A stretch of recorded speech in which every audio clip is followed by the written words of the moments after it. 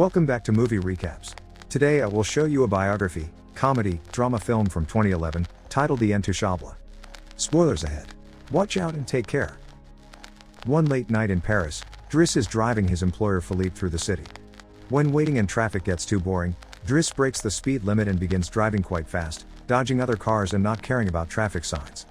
This causes the police to go after him, and Driss bets €100 that he can lose them, but after driving under a bridge, the cops catch up by ambushing them from both sides. Driss doesn't look too worried though, and this time, he bets €200 that he can get them an escort. The cops make him leave the car and he starts acting then, behaving offendedly and telling them Philippe can't move and he was taking him to the hospital. The officers find proof of this when they find the wheelchair in the truck and, when approaching Philippe, they see him convulsing, which is also an act. Seeing as it's an emergency, the cops forgive Driss for breaking the speed limit and offer themselves as escorts on his way to the hospital. To celebrate winning the bet, Driss plays September by Earth, Wind and Fire, and when they arrive at their destination, he shares a smoke with Philippe as soon as the cops are gone.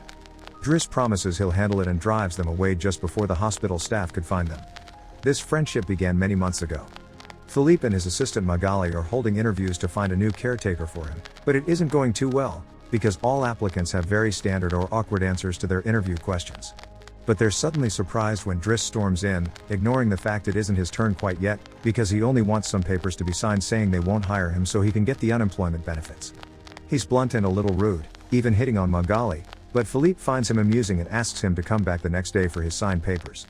Driss goes back to his home in a humble neighborhood and tries to take a bath while all his little siblings bother him, only managing to get it done in time thanks to his sister Mina, who is a bit older than the others and more responsible.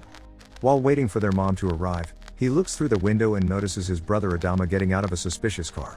When the boy enters the apartment, he just says he was at school and leaves again after grabbing his bag, causing Driss to be even more sure that he's up to something. In the evening, his mom arrives, and he gives him a Fabergé egg he stole and tells her he's been away on vacation when she asks. She isn't happy to see him though, because he disappeared for 6 months and never called, and now he's shown up out of nowhere as if her home was a hotel.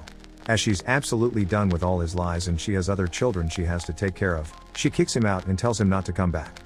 Driss spends the night having a smoke and some snacks with some neighborhood friends. The next day, Driss goes back to Philippe's house for his papers, and he's received by the housekeeper Yvonne, who shows him around the place and tells him about Philippe's daily routine. She also shows him the room he would get for himself with his very own bathroom. Driss can't help staring at the bathtub before he's dragged to see Philippe, who offers the signed sheet of paper but also a job opportunity. Driss accepts the 1-month trial, and Philippe tells him he bets he won't last 2 weeks. After bringing his things to his room, Driss is taught how to take care of Philippe. He must learn how to keep his legs stimulated, how to put him in the wheelchair, how to help him shower and change his clothes. Things get awkward when Driss discovers he must put on him some high stockings and even clean his butt after Philippe uses the bathroom, but no matter how much he complains and says he won't do those chores, he ends up accepting them as part of his job. Later in the evening, while he's enjoying a snack on the roof, he's interrupted by Philippe's daughter Elisa and her boyfriend Bastien, who are looking for a private place to make out, and he kicks them both out after refusing to share his beer. Driss quickly gets used to the daily routine with Philippe, even if at first he does make some mistakes he learns from, like handing the phone to Philippe instead of putting it on his ear or forgetting the baby monitor while having a bath. He also learns to organize his mail in different folders, most of the letters he opens for Philippe, but there's a series of private ones he isn't allowed to look at. When he finds a flyer promoting female escorts, he decides to start a file just for those instead of throwing them in the trash as Philippe says. It's not all work in this new life though. Driss still makes sure to have a good time. He keeps trying to hit on Magali to no avail, and sometimes calls escorts to join him in bed. One morning, after Yvonne comes to his room to scold him for being late, she finds some dangerous weapons in his bag, but she doesn't comment on them yet. Driss' work today is to drive Philippe around, but he refuses to put him in the back of a van as if he was cargo, so instead, he takes him on one of the fancy cars that don't see much use. Philippe, who first thinks this isn't suitable and says they should be pragmatic, is soon getting excited at the idea of a faster, less boring ride, although Yvonne still disapproves. When they try to leave the building, there's a neighbor parked at their entrance, ignoring the sign on the door that says it's forbidden. Driss wastes no time and goes after the guy, grabbing him by the front of his shirt and threatening him until he moves the car. Philippe is impressed by his actions, but Yvonne, once again, disapproves. The pair goes to a museum, where Philippe is planning to buy a piece of artwork that Driss considers not worth the money because it's just a red blotch on the canvas. Afterward, Philippe meets with a relative of his, who tells him everyone is worried about Driss since he can be violent. He's also discovered he has a criminal record, But Philippe doesn't care. He appreciates Driss because he doesn't pity him and doesn't mind joking around with him. After another failed attempt at hitting on Magali, Driss has dinner with Yvonne in the kitchen while listening to Philippe dictate a letter to Magali. Claiming it's a private conversation, Yvonne turns off the baby monitor and proceeds to explain what's going on. Philippe is pen pals with a woman called Eleanor. Those are the letters he didn't let Driss open. But he's never met Eleanor in person. Their relationship is purely epistolary.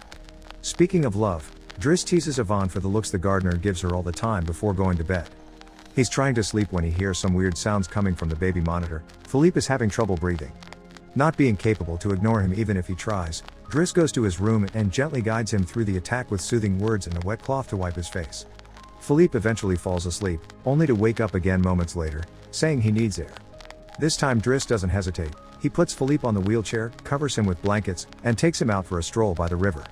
This is the first time Philippe has seen Paris at night in a long time, and now he's more relaxed. He explains to Driss that the medicine can only do so much and he sometimes experiences phantom pain.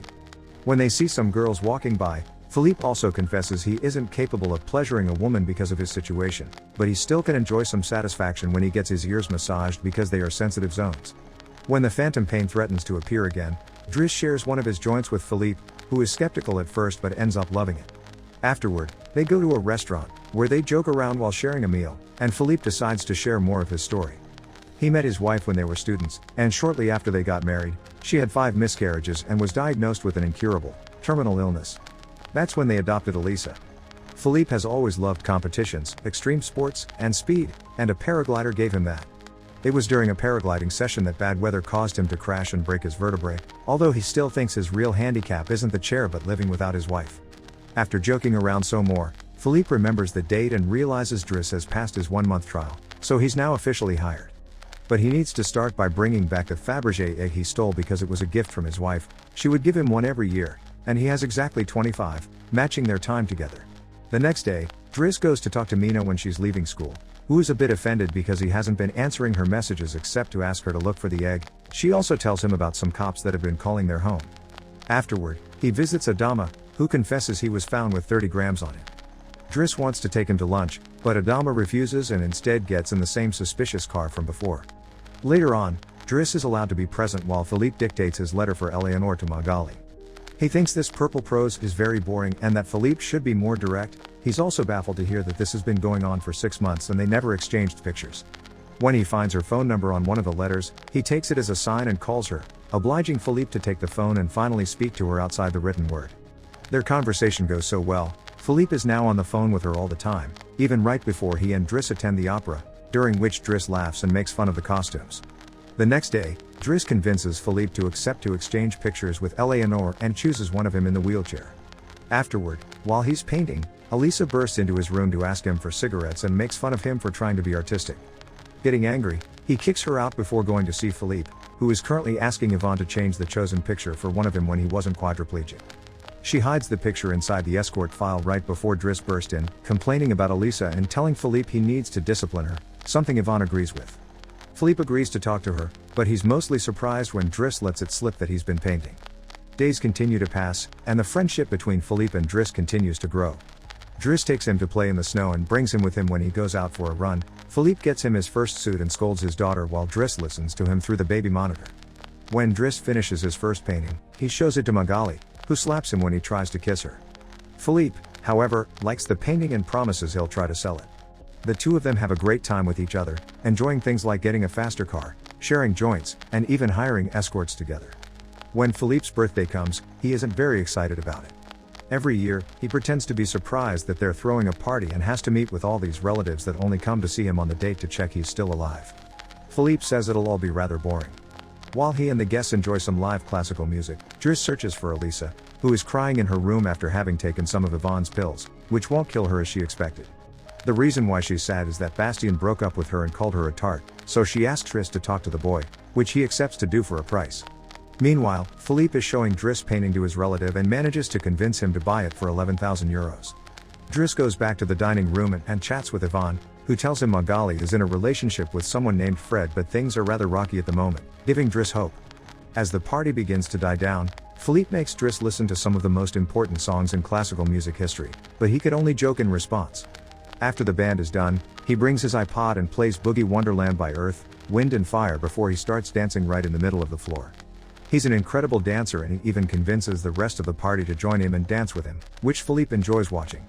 Later, when putting Philippe to bed, Driss opens Eleanor's latest letter to him.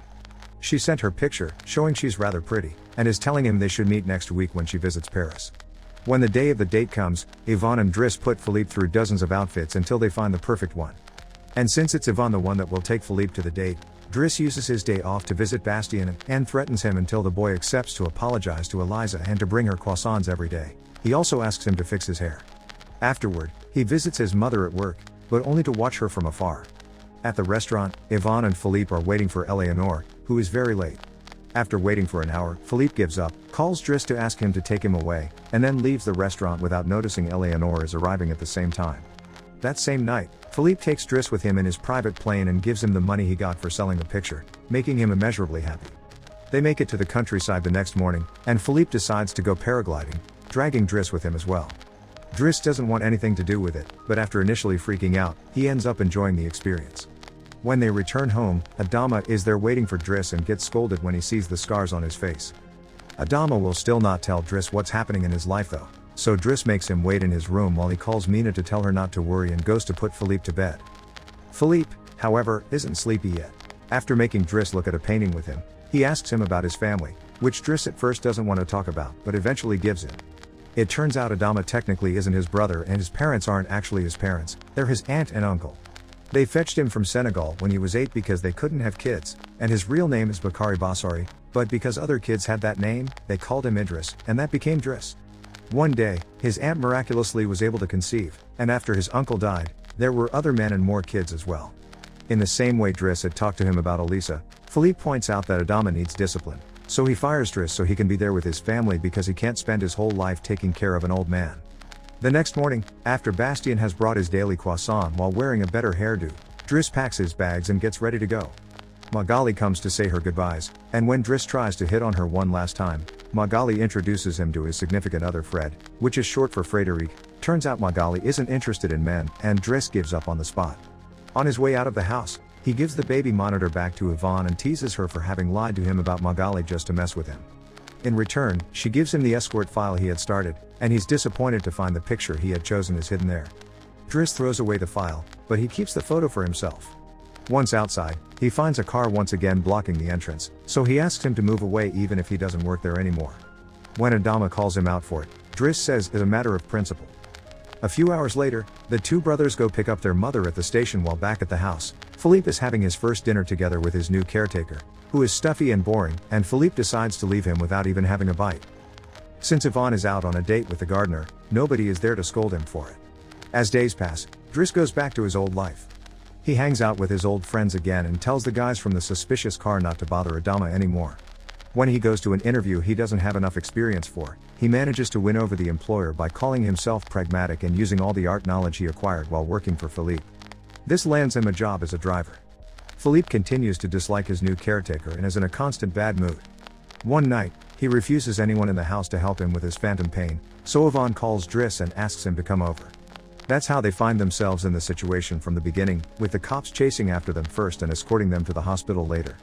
After that little adventure, Driss drives Philippe to the coast, and the sight of the sea helps Philippe calm down. Sometime later, Driss takes care of Philippe's overgrown beard before taking him to a restaurant for lunch, but he doesn't stay, because someone else will be making Philippe company today. Driss wishes him luck and finally gives him back his egg before leaving, and Philippe starts worrying about being alone until he sees who his date is, Eleanor, who is delighted to see him and doesn't mind the chair at all. The real Count Philippe Pozzo di Borgo now lives in Morocco. He has remarried and has 2 daughters. The real Driss, actually called Abdel Yasmin Selou, has his own firm and is also married with 3 children. The 2 men continue to be very close friends to this day. Make sure to subscribe and turn on notifications so you can watch more videos like this. Thanks for watching.